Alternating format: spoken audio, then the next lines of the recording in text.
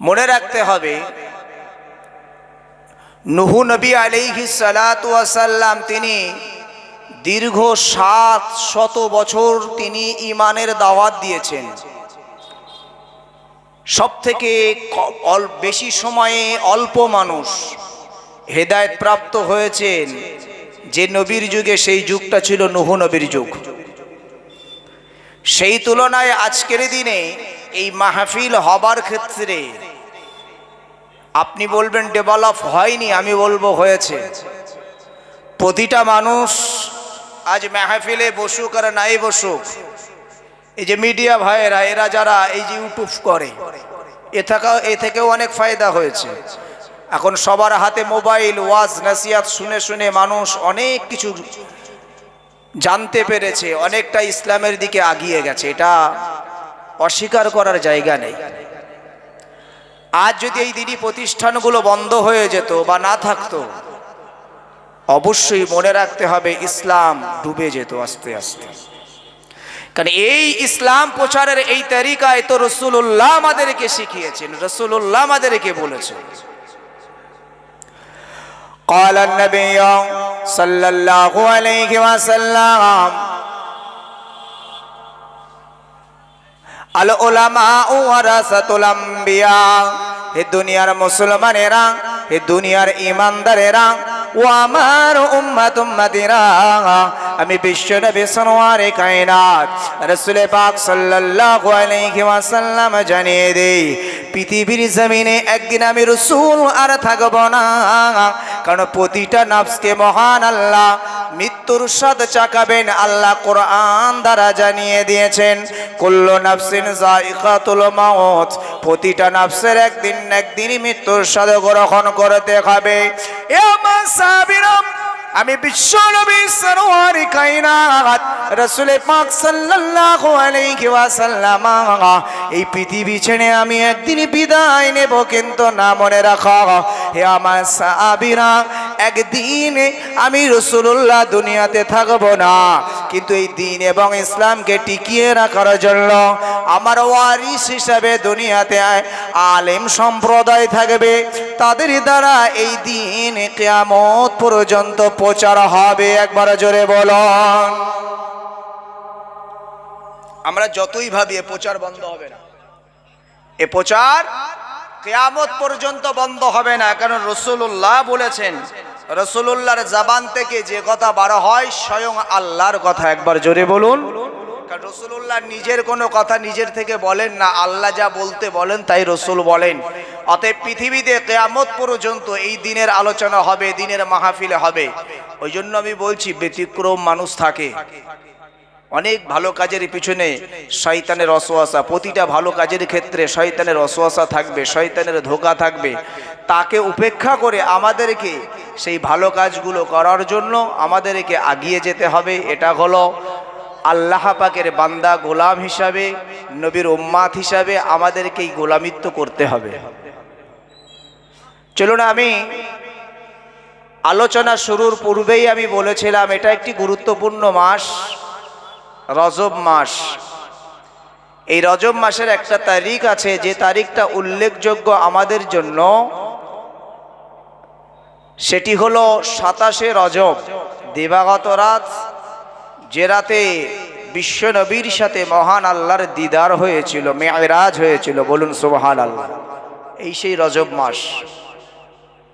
তবে মেরাজের আলোচনা আমরা অনেক সময় শুনেছি, তবে আমাদের আজকের থেকে আমাদের যেটা ডিউটি, আমাদের যেটা কাজ, সেটি হলো বিশ্বনবী সরওয়ারে কায়নাত যখন রজব মাস পড়তেন, এই রজব মাস থেকে তিনি আল্লাহর কাছে যখনই দোয়া করতেন, তিনি এই দোয়াটা কখনোই ভুলতেন না, আল্লাহ রজব মাস অতিক্রম করে শাবান মাসকে পারিয়ে আল্লাহ রমজান তক আমার হায়াত বাড়িয়ে দেন। বলুন সুবহানাল্লাহ। নবীজি সবসময় দোয়া করতেন। এই রজব মাস পড়লেই রজব মাস থেকে রাসূলুল্লাহর ডিউটি শুরু হতো। কি ডিউটি? যে দোয়া চাওয়া প্রথমত, দ্বিতীয়ত বিশ্বনবী রমজানুল মোবারক মাসে রোজা রাখবেন। সেই রোজা রাখার নিয়াতে তিনি প্র্যাকটিস হিসাবে, প্র্যাকটিক্যাল, তিনি থিওরি জানতেন, প্র্যাকটিক্যালটা তিনি তার জীবনে বাস্তবায়ন করার জন্য রজব মাস থেকে মাঝে মাঝে রোজা রাখতেন। বলুন সুবহানাল্লাহ। আমরা যদি রজব মাসে মাঝে মাঝে রমজানের প্রস্তুতি হিসাবে যদি রোজা রাখি, এটা রাসূলুল্লাহর সুন্নাহ আমল হবে। বলুন সুবহানাল্লাহ। আমরা রাসূলুল্লাহর এই গুরুত্বগুলো আমাদের দেওয়া আবশ্যক। রাসূলুল্লাহ যে আমলগুলি আমাদেরকে শিখিয়েছেন, এই আমলগুলো আমাদেরকে আমল দেওয়া আবশ্যক। আসলে আমরা এমন একটা সময় অবস্থান করছি, মানুষের শারীরিকভাবে এবং পারিবারিক হিসাবে মানুষ ভালো নেই, অর্থনৈতিকভাবে মানুষ ভালো আছে। কিন্তু একটা সময় ছিল যে সময়টা অর্থনৈতিক বিষয়টা ভালো ছিল না, কিন্তু পারিবারিক এবং শারীরিক দুটোই ভালো ছিল। আমাদের কাছে কিন্তু পারিবারিক আর সাংসারিক বেশি প্রাধান্য পায় না, অর্থনৈতিকটাই বেশি প্রাধান্য পায়। আমার পরিবার কি হবে, আমার শরীর কি হবে চিন্তা নয়, আমার টাকা দরকার, অর্থ দরকার। কিন্তু আল্লাহর শুকর যে আল্লাহর এই অর্থটাও হলো আল্লাহর নিয়ামত, আল্লাহ অর্থ দিয়েছেন, এই নিয়ামত আমাদের ঘরে এসেছে, কিন্তু আমরা আল্লাহর নাশকর করছি, আল্লাহর নাশকর করছি। আপনাকে দেখতে হবে, এর পূর্বে বিশ্বনবী সরওয়ারে কায়নাত যে দিন আমাদের কাছে পৌঁছে দিয়েছেন, এই দিনকে নবী পাকের সাহাবীরা কত সুন্দরভাবে তারা তাদের জীবনে, অর্থ ছিল না, তাদের পরিবার ভালো ছিল, তাদের শারীরিক গঠন এবং শারীরিক সুস্থতা ছিল, কিন্তু তাদের অর্থনৈতিক না থাকার কারণেও তারা কিন্তু ইসলামকে পিছিয়ে দেয়নি। আমাদের কাছে এখন নামাজের কথা, রোজার কথা, অন্যান্য ইবাদতের কথা বললে অর্থনৈতিক পরিকাঠামোটা আগে উঠে আসে। ভাই, আমার অবস্থা খুব একটা ভালো না, এখন কিছু করারও নেই, আমাকে কাজকর্ম করতে হয়, লোকের কাজ করি, ঠিক সময় মতন নামাজ কালাম করতে পারি না। আপনি এই জলসার মনে করুন কালেকশন নিতে গেলেন, খোকা কি ভাই বাপ, আমার এবছরে দোয়ার মতন খুব একটা ভালো পরিস্থিতি নেই, কারণ অর্থনৈতিকভাবে আমি সচ্ছল নয়। এইভাবে আমরা এই অর্থনৈতিক বিষয়টাকেই বেশি প্রাধান্য দেই। কিন্তু আমার বক্তব্য ওই জায়গায়, একটা যুগ ছিল যে সময়ে তাদের অর্থনৈতিক পরিকাঠামো ভালো ছিল না, কিন্তু তাদের ভিতরে ঈমান ও আকীদা ছিল কত মজবুত, আপনি একবার ফলো করুন। কিন্তু তারপরেও তারা কিন্তু ইসলাম থেকে তারা বিতাড়িত হননি, এবং রসুলে পাক সাল্লাল্লাহু আলাইহি ওয়াসাল্লাম তানার দেওয়া যে ভ্রাতৃত্ব, যে ভালোবাসা, যে মহাব্বত সাহাবীরা নিয়ে আমল করেছেন, যে সাহাবীদের অনুসরণ অনুকরণটাই হলো রাসূলুল্লাহর জিন্দেগি, রাসূলুল্লাহর অনুকরণ। বলুন সুবহানাল্লাহ। বিশ্বনবী সরওয়ারে কায়নাত রসুলে পাক সাল্লাল্লাহু আলাইহি ওয়াসাল্লাম তিনি মানুষের সাথে ভালো আচরণ, মানুষের সাথে ভালো ব্যবহার, সৎ আচরণ, মানুষের বিপদ আপদে রাসূলুল্লাহ নিজেও ঝাঁপিয়ে পড়েছেন। নিজের ঘরের খাবার নেই, নিজের মুখের খাবার নেই, নিজের অর্থনৈতিক পরিকাঠামো ভালো না, কিন্তু উম্মাদকে শিক্ষা দিয়ে গেছে, তোমরা অন্যের খারাপ চেও না, তোমরা তোমাদের ইমানি দায়িত্ব যেটি, সেটি হলো তোমরা একের অপরের সাথে ভ্রাতৃত্ব, ভালোবাসা, মহব্বত তোমরা ভিতরে রাখো। কিন্তু আজ সমাজে সেগুলি নাই। তো আমার মূল বলার বক্তব্য হলো এইটাই, যে আজ বর্তমান সময়ে আমাদের অর্থনৈতিক পরিকাঠামো ভালো, কিন্তু তারপরেও আমরা ইসলাম থেকে এতটা পিছিয়ে। যেমন আজকের এই মাহফিলগুলো দেখলে বোঝা যায়, বিশ্বনবীর জামানায়, বিশ্বনবীর আমলে তারা আলোচনা শোনার জন্য উন্মুক্ত হয়ে দাঁড়িয়ে যেত, ইয়া রাসূলুল্লাহ, ইয়া হাবিবাল্লাহ, হুজুর কিছু বলুন, আপনি কিছু শুনতে চাই আপনি। বিশ্বনবী সরওয়ারে কায়নাত রাসূল পাক সাল্লাল্লাহু আলাইহি ওয়াসাল্লাম, বিশ্বনবী আমার একটা সময় সাহাবীদেরকে লক্ষ্য করে বলেছিলেন, ইয়া মাসাবিরা, রব্বুল আলামিন আল্লাহ পাক আমাকে জানিয়েছেন এই পৃথিবীতে চিরদিন কেউ বাঁচবে না। ও আমার উম্মত উম্মতিরা, আমি বিশ্বনবী সরওয়ারে কায়নাত রাসূল পাক সাল্লাল্লাহু আলাইহি ওয়াসাল্লাম আমি একদিনে দুনিয়া থেকে চলে যাব, বিদায় নেব। বিশ্বনবী সাহাবীরা চোখের পানি ঝরঝর করে ফেলতে লাগেন। নবী সাহাবীদের এই চোখের পানি ফেলা দেখে বিশ্বনবী আমার জিজ্ঞাসা করেছিলেন, আমার সাহাবীরা কি ব্যাপার, তোমরা কি মরণকে ভয় করো, তোমাদের কি মরণের ডর লেগেছে?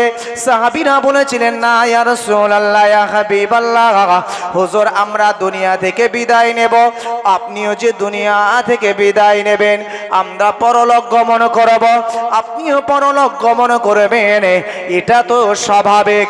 কিন্তু ইয়া রাসূলুল্লাহ ইয়া হাবিবাল্লাহ, হুজুর দুনিয়া থেকে আপনি যদি বিদায় নেন, আপনার থেকে কোরআন ও হাদিসের আলোচনা আমরা শুনতে পাবো না। এটাই হলো আমাদের অন্তরের বেদনা, এটাই হলো আমাদের অন্তরের ব্যথা। হে তরুণীরা, যুবকেরা, হে আমার মুরব্বিয়ানেরা, আজ যুগে দাঁড়িয়ে যদি আমি আপনি বলি নবীর উম্মত, আমরা এই যুগে দাঁড়িয়ে যদি বারবার কাটি মেরে তো যেটা করেছে ওটা চলে যাও।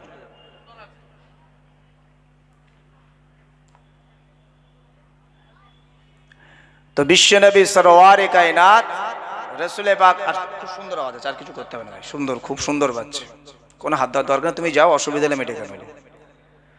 তো বিশ্বনবী সাল্লাল্লাহু আলাইহি ওয়াসাল্লাম তানার কাছে তিনি যখন বললেন, তাদের টেন্ডেন্সি আর আমাদের টেন্ডেন্সি এটা ভাবতে হবে যে নবীজি বলেছেন তোমরা আমার অথবা আমার উম্মত, আমার সাহাবীদেরকে তোমরা কেউ বেছে নাও, আমি রাসূলুল্লাহ আমার অনুসরণ তোমাদের জীবনে চলে আসবে। ভাই আমার, দোস্ত আমার, আমরা যে নবীর উম্মত বলে দাবিদার, আমরা প্রকৃত ইমানদার বলে দাবিদার, প্রকৃত মুসলমান, প্রকৃত মুমিন বলে যে দাবিদার, আজকে এই জায়গায় দাঁড়িয়ে যদি আমরা একটু পর্যবেক্ষণ করি, তাহলে আমাদের সাথে সাহাবীদের এবং নবী রাসূলের অনুকরণ আমাদের জীবনে কতটা আছে তা আমরা উপলব্ধি করব। হে তরুণেরা, যুবকেরা, হে আমার মুরব্বিয়ানেরা, আজ কুরুমবেলিয়া গ্রামে বলে নাই ভাই আমার, দোস্ত আমার, এলাকাতে যত জায়গায় জলসা হয় আপনি একটু খোঁজ খবর নেন। এই জলসাকে কেন্দ্র করে কিছু দোকান বসে, বাড়িতে লোক কুটুম আত্মীয় স্বজন বলে, যদি আমরা সমস্ত লোক কুটুম আত্মীয় স্বজন যদি আমরা একত্রিত যদি জমায়েত হতাম, ভাই আমার, দোস্ত আমার, এই যে ময়দান, এই রকম ময়দান 20টা হলেও মনে হয় জায়গা দেওয়া যাবে না। আসলে আমরা নবীর উম্মত বলে দাবিদার, আমরা নবীর উম্মত বলে দাবিদার, আমরা নবীর সাহাবীদের অনুকরণ করি, বিশ্ব নবীর অনুসরণ করি, আমরা এটা কেবলমাত্র দাবিদার। সাহাবীদের আমাদের পার্থক্য হলো, যদি দিনের আলোচনা কেউ করে দেয়, সেইখানে সাহাবীরা বিলম্ব না করে সাথে সাথে বসে যেতেন এবং আলোচনা শোনার জন্য তারা রাসূলুল্লাহর মুখের দিকে তাকিয়ে থাকতেন। রাসূলুল্লাহ আলোচনা বন্ধ করতে চাইলেও সাহাবীরা শুনতে বন্ধ করতেন না। পার্থক্য এখন আলেমরা আলোচনা করতে চায়, আমরা শুনতে চাই না। এখানে আমরা দাবি করি, এই দাবিটা আসলে অন্তর থেকে নয়, হৃদয় থেকে নয়, এটা প্রকৃত ইমানদারের পরিচয় নয়।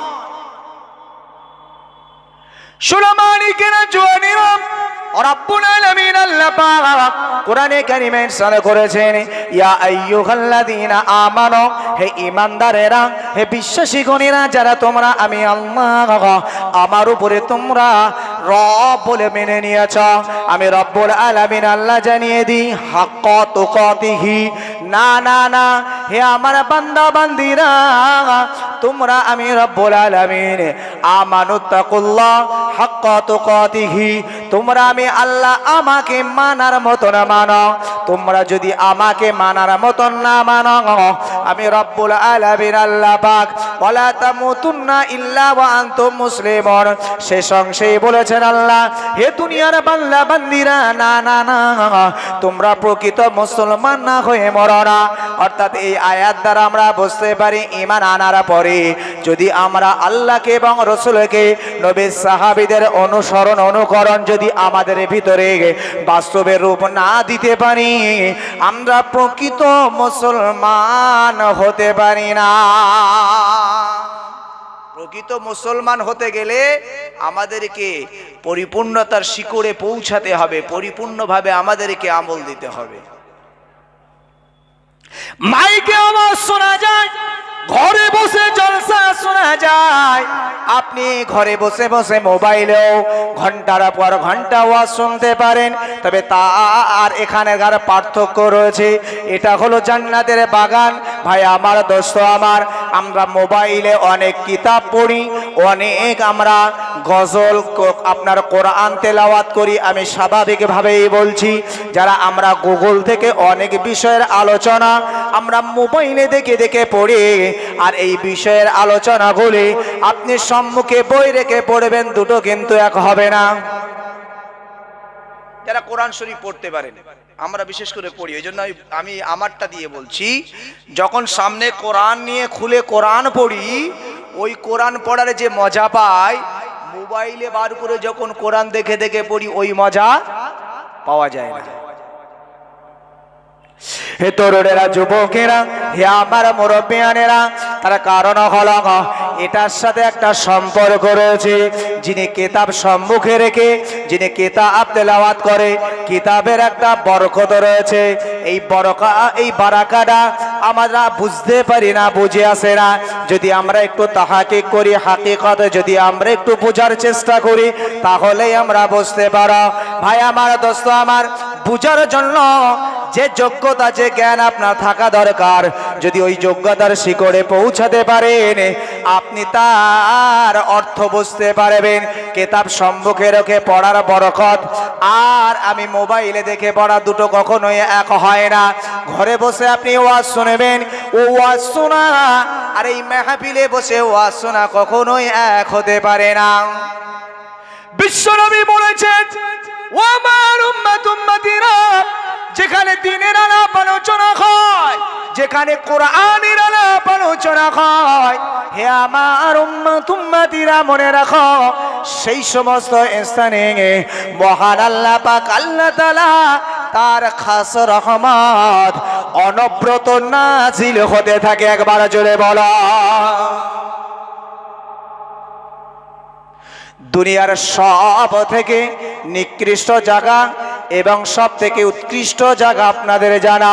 বিশ্বনবী আবার হাদিস পাকে বলেছেন, মসজিদ হলো ইবাদতের জায়গায়, ইবাদতের জায়গা হলো দুনিয়ার ভিতরে সব থেকে উৎকৃষ্ট জায়গা, আর দুনিয়াতে সব থেকে নিকৃষ্ট জায়গা হলো বাজার। আপনি যদি এখনো দেখেন, ইমানদার বলে দাবি করি, মুসলমান বলে দাবি করি, আমরা আল্লাহওয়ালা বলে দাবি করি, আপনি চিন্তা করুন, যেখানে রহমত অনবরত নাজিল হয়, যেখানে বসলে আল্লাহ গুনাহ মাফ করে দেয়, যে জায়গার কথা বিশ্বনবী রিয়াজুল জান্নাহ, জান্নাতের বাগান বলেছে, এমন শ্রেষ্ঠ জায়গা পৃথিবীর আর কোনো স্থান এই মুহূর্তে হতে পারে না। কিন্তু দেখুন, মানুষের বিবেচনা, মানুষের পছন্দ, দেখুন এই জলসা থেকে আপনি জলসার বাইরে যেখানে মেলা হচ্ছে, যেখানে দোকান মাকান বসেছে, এই জায়গায় লোক বেশি না ওই জায়গায় লোক বেশি? ওখানে লোক ধরছে না, মানে আসছে লোক আর ধরছে না। হে তরুণেরা, ও যুবকেরা, হে আমার মুরব্বিয়ানেরা, তুমি মুসলমান ঘরের ছেলে, তুমি আল্লাহওয়ালা বলে দাবি করো, তুমি নাকি জান্নাতে যাবে, তুমি আজ এই সুন্দর পরিবেশটাকে বাঁচলে না, যেটা দুনিয়ার সব থেকে নিকৃষ্ট জায়গা, সব থেকে খারাপ জায়গা, সেই জায়গাতেই তোমার অবস্থান। একবার তুমি মনে মনে ভাবো, তাহলে তুমি ভালো না খারাপ, এটা তোমার অন্তর তোমার বিবেচনা করবে। ভাই আমার, দোস্ত আমার, ভুল বুঝবেন না। আজ আমরা দুনিয়াতে এমন একটা সময় রয়েছি, যে সময়টা আল্লাহ আমাদের অন্তরের ভিতরে খুশি দিয়েছে, আমাদের অন্তরের ভিতরে সুখ দিয়েছে, আরাম দিয়েছে, তারপরেও আমরা ইসলামকে মানতে পারলাম না। ভাই আমার, দোস্ত আমার, বিশ্বনবীর জামানায় হযরতে বিলাল রাদিয়াল্লাহু তাআলা আনহু হুজুরের কথা যদি আপনারা জানেন, অবাক হয়ে যাবেন। হযরতে বিলাল রাদিয়াল্লাহু তাআলা আনহু হুজুর যিনি বিশ্বনবীর একজন সাহাবী। এই বিশ্বনবীর সাহাবী হযরতে বিলাল, যিনি একজনের গোলাম ছিলেন, যিনি জানার গোলাম ছিল, তার নাম হলো উমাইয়া ইবনে খালফ। তিনি যদিও বিশ্বনবীর সাহাবী নন, তিনি একজন ঈমানদার নন, তিনি আল্লাহওয়ালা নয়, তিনি হলেন বিশ্বনবীর চরম এবং পরম সত্তর। হে তরুণীরা, যুবকেরা, হযরত বিলাল রাদিয়াল্লাহু তাআলা আনহু হুজুর আমার এমন একজন ব্যক্তিত্ব ছিল, তার না ছিল শারীরিক সুন্দর গঠন, না তার ছিল শারীরিক সুন্দর চেহারা, না তার শরীরের কালার ছিল সুন্দর, একেবারে কালো কসরি। তার ঠোঁটটা ছিল মোটা, দেখতে বড় সুন্দর নয়, এবং খালি তাই নয়, অর্থনৈতিক পরিকাঠামো এত খারাপ ছিল, তাকে এমনি করে গোলাম হিসাবে উমাইয়া ইবনে খালফের কাছে বিক্রি করেছিল, যে উমাইয়া ইবনে খালফের অধীনেই চলতে হতো। কিন্তু সে এত বাধার মধ্যে থাকার পরেও আমার আপনার নবী তো জাহানের বাদশাহ, পিয়ারা নবী সরওয়ারে কায়নাত রাসূল পাক সাল্লাল্লাহু আলাইহি ওয়াসাল্লামের একজন প্রিয় উম্মত হয়ে গিয়েছিলেন। জোরে বলেন না সুবহানাল্লাহ। এত বাধা ছিল, আমরা তো স্বাধীন, অর্থনৈতিক পরিকাঠামো আমাদের খারাপ নয়, অর্থনৈতিক পরিকাঠামো আমাদের ভালো, আমাদের পরিবার ভালো, আমরা শান্তিতে আছি, আমাদের কোনো অভাব নেই, তারপরেও কিন্তু আমরা আমাদের ঈমান, আমাদের ইসলাম, আমাদের আকীদা, আমাদের দ্বীনকে আমরা ঠিক রাখতে পারিনি। কিন্তু আপনি চিন্তা করুন, সাহাবীদের জামানায় হযরতে, আমি একজন এমন সাহাবীর নাম বলছি, বিলাল, যে বিলাল হুজুর তিনি স্বাধীন ছিলেন না, তারপরেও রসুলুল্লাহর হাতে হাতে ঈমান গ্রহণ করেছেন। বরং এই গোলাম হবার পরেও রসুলুল্লাহর হাতে হাতে ঈমান গ্রহণ করার কারণে তাকে ইসলামের জন্য, কালেমার জন্য, দ্বীনের জন্য, ঈমানের জন্য বড় পরীক্ষা দিতে হয়েছে। হে তরুণেরা, যুবকেরা, বিশ্বনবী সাহাবী হযরত বিলাল রাদিয়াল্লাহু তাআলা আনহু হুজুর আমার, তিনি এই দ্বীন ইসলাম গ্রহণ করার জন্য যেদিন তার মনিব জানতে পারলেন, উমাইয়া ইবনে খালফ জিজ্ঞাসা করলেন, হে বিলাল, বলো তুমি কি মুহাম্মাদের হাতে হাতে ঈমানের কালেমা গ্রহণ করেছো? জি হুজুর, আমি মুহাম্মাদের হাতে হাতে ঈমানের কালেমা গ্রহণ করেছি। উমাইয়া ইবনে খালফ বললেন, হে বিলাল, তোমার জানা নাই, তুমি হলে আমার গোলাম, তোমার মনিব আমি। হে আমার গোলাম, তুমি আমার ঘরে বসে মুহাম্মাদের হাতে হাত দিয়ে ঈমানের কালেমা গ্রহণ করেছ, এটা তো আমি বরদাস্ত করতে পারি না। হে বিলাল, তুমি ঈমানের কালেমাটা ছেড়ে দাও, মুহাম্মাদের কাছে যাওয়া ছেড়ে দাও। রাসূলুল্লাহর কাছে যাবেন না কেন? বিশ্বনবী থেকে তিনি যে আদর্শ পেয়েছেন, এই আদর্শেই তো বিলাল মুগ্ধ হয়েছেন। বলুন সুবহানাল্লাহ। একদিন হযরতে বিলাল আমি ওই জায়গায় রাখলাম, কেন তিনি ঈমান গ্রহণ করলেন, কেন বিশ্বনবীকে পছন্দ করে নিলেন, কেন ইসলামের ছায়াতলে এলেন, আর কেনই ইসলামের প্রতি তার এত দৃঢ়তা। এই বিলাল রাদিয়াল্লাহু তাআলা আনহু হুজুর আমার, এই উমাইয়া ইবনে খালফ যখন তার ঘরে আছেন, তখনও তিনি ঈমান গ্রহণ করেন নাই। এই উমাইয়া ইবনে খালফ একদিনে তার মনিব বললেন, হে আমার গোলাম, হে বিলাল, আমি তোমার একটা রাতের বেলা কাজের দায়িত্ব দেব বাবা। তুমি সারা রাত ধরে তুমি আজকে কিছু আমাদের ঘরের কিছু গম, কিছু ভুট্টা, এই রকম কিছু খাবার তুমি আটা বানাবে। আজকের দায়িত্ব, আজকের কাজ হলো তোমার এটা। হে তরুণীরা, যুবক কিনা হযরত বিলাল রাদিয়াল্লাহু তাআলা আনহু হুজুর আমার যখন মনিবে তার কাজ দিলেন, এই কাজটা নেবার পরে তার শরীরটা তো অসুস্থ লাগলো, তার শরীরে বুখার জ্বর এসে গেল।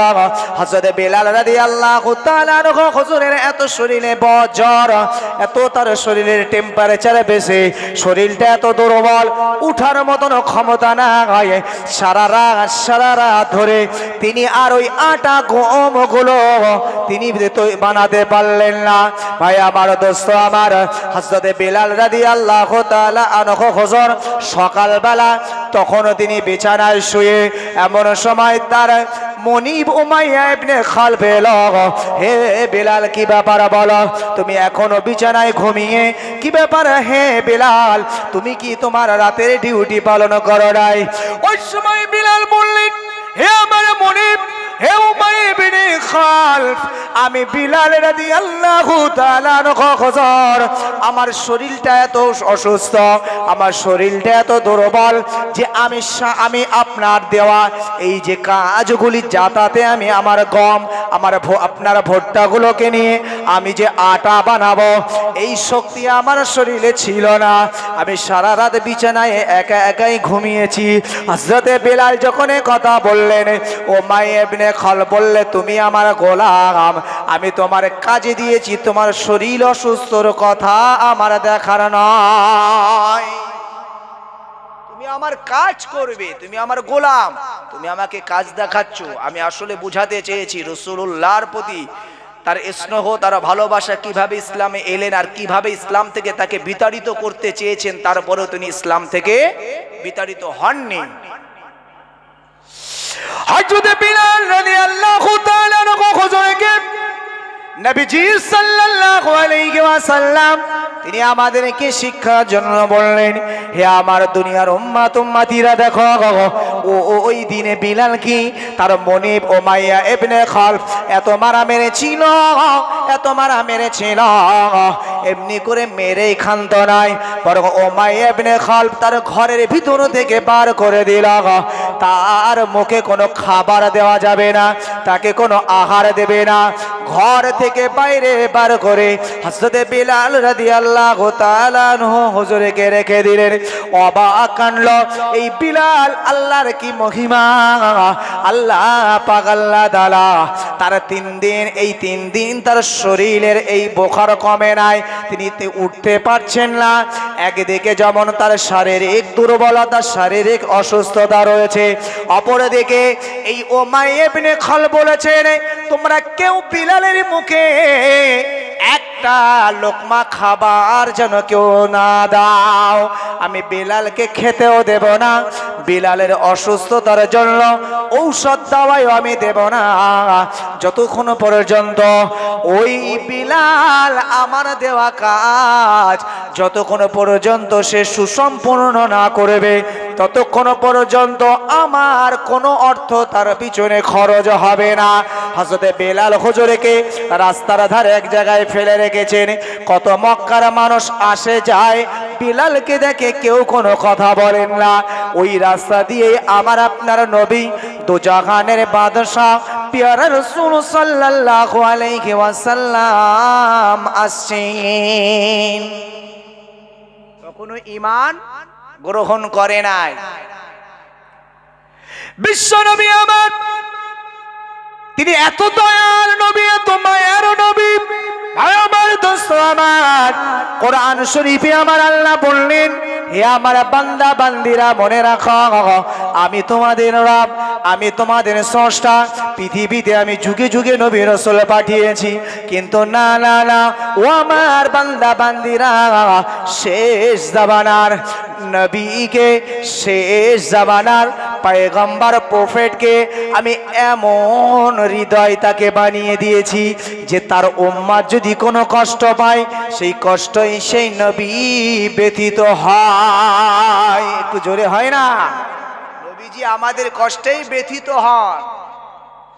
যদি আমার, হে আমার বান্দা বান্দিরা, যারা উম্মতে মুহাম্মাদি হবে, তবে শুনে রাখো, যদি উম্মতে মুহাম্মাদি কোনো কাজ, কোনো কর্ম, কোনো খাদ্য কোনো কাজ করে যদি সে খুশি হয় আনন্দ পায় স্বয়ং তাদের রসুল তাদের নবী আমার পয়গম্বর আমার রসুল তিনি নিজেই খুশি হন।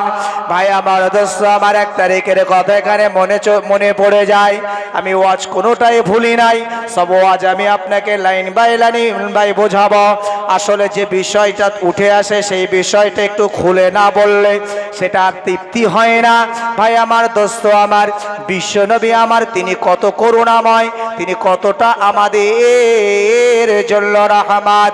বিশ্বনবী একদিন আল্লাহর দরবারে দোয়া চাই, হে আমার রব, হে আমার প্রভু, হে আমার স্রষ্টা, আপনি আমার একটা লকাব দিয়েছেন। কোরআন শরীফে আল্লাহ বলেন ওমা আরসালনাকা ইল্লা রাহমাতাল লিল আলামিন। ওগো আমার হাবিব, ওগো আমার বন্ধু, ওগো আমার দোস্ত, হে প্যারা নবী মুহাম্মদ সাল্লাল্লাহু আলাইহি ওয়াসাল্লাম, আমি আল্লাহ পাক আল্লাহ তাআলা কুল কায়নাত কুল সৃষ্টির জন্য আমি আপনাকে রহমত করে পাঠিয়েছি। ওই দিনে আল্লাহর দরবারে বিশ্বনবী আমার দুটি হাত তুলে আরজু করে, হে আমার রব, হে আমার খালেক মালিক আল্লাহ, আপনি আমাকে সমস্ত সৃষ্টির জন্য রহমত বানিয়েছেন। ওগো আমার রব, আমি আজ আপনার দরবারে দোয়া চাইব আল্লাহ। পৃথিবীতে যুগে যুগে নবী রাসূল এসেছেন, সমস্ত নবী রাসূলের কম বেশি উম্মতি ছিল। ওগো আল্লাহ, পৃথিবীর অন্যান্য নবী রাসূলের উম্মতিদিগকে আপনি পৃথিবীর বুকে তারা যদি কোনো অপরাধ কোনো অন্যায় কোনো গুনার কাজ করে ফেলত, আপনি সেই অপরাধ সেই গুনার কারণে তাদের উপরে আপনি দুনিয়াতে গজব নাজিল করতেন। ওগো আল্লাহ, পৃথিবীতে আপনি কখনো কখনো অগ্নি বর্ষণ করেছেন, আগুন উপর থেকে ফেলেছেন। ওই অগ্নি বর্ষণের কারণে ওই সমস্ত উম্মতিরা তারা গজবে পতিত হয়ে দুনিয়া থেকে বিদায় নিয়েছে। হে আমার রব, হে আমার আল্লাহ, কখনো কখনো আপনার ওই সমস্ত বান্দা বান্দির উপরে আপনি আকাশ থেকে অগ্নি বর্ষণ করেছেন, পাথর বর্ষণ করেছেন। ওই পাথর বর্ষণের কারণে ওই সমস্ত নবী রাসূলের উম্মতিরা তারা দুনিয়া থেকে ধ্বংস হয়ে গেছে। ওগো রব্বুল আলামিন আল্লাহ, আপনি যে আমাকে রহমত স্বরূপ করে পাঠিয়েছেন আল্লাহ, আমি বিশ্ব নবী সরওয়ারে কায়নাত রাসূল পাক সাল্লাল্লাহু আলাইহি ওয়াসাল্লাম আমার উম্মতিদেরকে এতটা প্যার করি, মহব্বত করি, যদি আমার গুনাহগার উম্মতি তারা যদি দুনিয়াতে ভুল করে অপরাধ করে গুনাহ করে, রাতের বেলা চুরি করেছে, রাতের বেলা ব্যভিচার করেছে, রাতের বেলা অন্যের সম্পদ নষ্ট করেছে, এমনি করে গোপনে গোপনে কৌশলে তা কোনো মানুষের খারাপটা চেয়েছে, ভাই আমার দোস্ত আমার, এই সমস্ত পাপের কারণে যদি আল্লাহ আমাদেরকে গজব দিয়ে এইভাবে ধ্বংস করে দেন, তাই নবীজি আল্লাহর দরবারে দোয়া চাইলেন, আল্লাহ পৃথিবীর আমার উম্মতিদেরকে যদি অগ্নি বর্ষণ অথবা পাথর বর্ষণ করে আপনি তাদেরকে মেরে ফেলেন, ধ্বংস করে দেন। আমি বিশ্বনবী সরওয়ারে কায়নাত রাসূল পাক সাল্লাল্লাহু আলাইহি ওয়াসাল্লাম এটা আমি রাসূলুল্লাহ সইতে পারবো না। ও গো আমার রব, ও গো আমার মালিক, হে আমার খালিক আল্লাহ, আমি বিশ্বনবী আপনার দরবারে দুটি হাত তুলে প্রার্থনা করি, আল্লাহ আপনি যদি দুনিয়ার আমার উম্মতিদের জন্য এই গজবটা যদি উঠিয়ে নেন আল্লাহ, আমার উম্মতিরা দুনিয়াতে অন্যায় করবে, অপরাধ করবে, ভুল করবে, আপনি দুনিয়াতে অগ্নি বর্ষণ করে তাদেরকে ধ্বংস করবেন না, পাথর বর্ষণ করে ধ্বংস করবেন না আল্লাহ। আল্লাহ যদি আপনি এই কাজটা করেন আমার উম্মতিদের জন্য, আল্লাহ আমি রাসূলুল্লাহ আপনার প্রতি বড় খুশি হতাম। আমার আল্লাহ আমার আপনার নবীকে এত ভালোবাসি, এত মহব্বত করে, আমার নবীকে ডেকে আল্লাহ জানিয়ে দিলেন, হে আমার হাবিব, হে আমার বন্ধু, পৃথিবীতে আমি 1 লাখ মতান্তরে 2,24,000 নবী বা রাসূল প্রেরণ করেছি। সমস্ত নবী রাসূলের ইমাম বানিয়েছি আমি, সমস্ত নবী রাসূলদের নবী বানিয়েছি আমি আপনাকে। আপনি দেখুন আইজ আখাযাল্লাহু মিসাকান নাবিয়্যিন, আপনি রূহ জগতের কথা মনে করুন, যে সময়ে সমস্ত রূহ জগৎকে, সমস্ত পয়গম্বরের রূহদেরকে আমি একত্রিত করে লামা আতাইতুকুম মিন কিতাবি ওয়া হিকমা, আমি আপনার কিতাব এবং আপনার হিকমা সম্পর্কে, আপনার গুরুত্ব সম্পর্কে ওই রূহ জগতের সমস্ত পয়গম্বরের রূহদেরকে বুঝিয়েছিলাম এবং আমি আল্লাহ তাদের কাছে স্বীকারোক্তি নিয়েছিলাম লা তুমিনুন্না বিহি, তোমরা বলো যদি তোমাদের মধ্যে এই নবী মুহাম্মদ যদি চলে আসে তার উপরে কি তোমরা ঈমান আনবে? সবাই এক বাক্যে স্বীকার করেছিল ওয়ালা তালসুরুন্না, একবার জোরে বলুন, সবাই এক বাক্যে স্বীকার করেছিল ওগো আমার রব, ওগো আমার আল্লাহ, আমরা সমস্ত পয়গম্বর নবী রাসূল ওই নবীর উপরই ঈমান আনবো, একবার জোরে বলো। হে আমার রব, হে আমার আল্লাহ, যদি আপনি আমার গুনাহগার উম্মত উম্মতিদের দুনিয়ার এই গজবগুলি তুলে নেন আমি বড় খুশি হতাম। আল্লাহ বললেন হাবিবে স্মরণ করুন, আমি আপনাকে এত দরজা দিয়েছি, আমি আপনাকে এত ভালোবেসেছি, আমি আপনাকে এত প্যার মহাব্বত করেছি, ওগো আমার হাবিব আপনি যাতে খুশি আমি আল্লাহ তাতেই রাজি। ভাই আমার, দোস্ত আমার, হয়তো এই যুগে আমরা মনে করি সেই অপরাধ আমাদের ভিতরে নাই, সেই গোনা সেই অন্যায় আমাদের ভিতরে নাই। ভাই আমার, দোস্ত আমার, হরিণঘাটা বাজার, সকালবেলা আপনি আড়তে যাবেন, সকালবেলা আড়তে যাবার পরে মাল বিক্রি করতে যান। ভাই আমার, দোস্ত আমার, যদি কেউ চোখ বুজিয়ে মাল কিনতে যায় তাহলে সে ব্যাপারীর ভাই খবর আছে, কারণ পরে যদি ওজন করতে যায় গোলমাল হয়ে যায়। এই রোগ আজ সমাজে আছে, এখনো ওজনে কম দোয়া পাটি আছে না নাই? আছে। হে তরুণীরা, যুবকেরা, হে আমার মুরব্বিয়ানেরা, হযরত নবী শুআয়ব আলাইহিস সালাম, নবী শুআয়ব আলাইহিস সালাতু ওয়া সাল্লামের উম্মাত, উপরে আসেন, হাইছে উপরে আসেন। আরে কুরুম্বলের মানুষ আপনাকে বিরাট